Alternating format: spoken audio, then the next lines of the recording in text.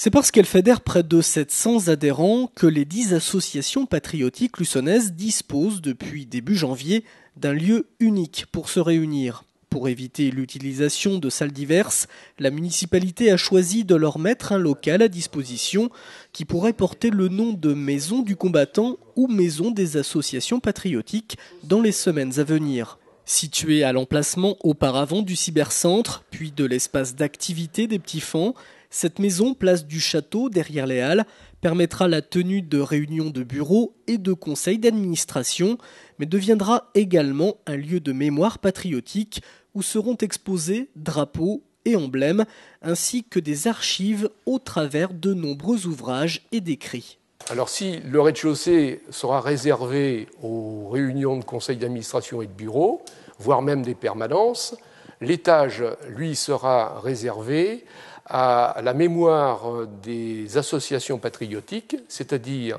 d'une part conserver les drapeaux qui étaient tombés en déshérence du fait de la dissolution des associations faute d'adhérents, ceux-ci étant décédés, et ensuite conserver également des archives, des ouvrages, des objets personnels, des écrits des uns ou des autres, de gens qui avaient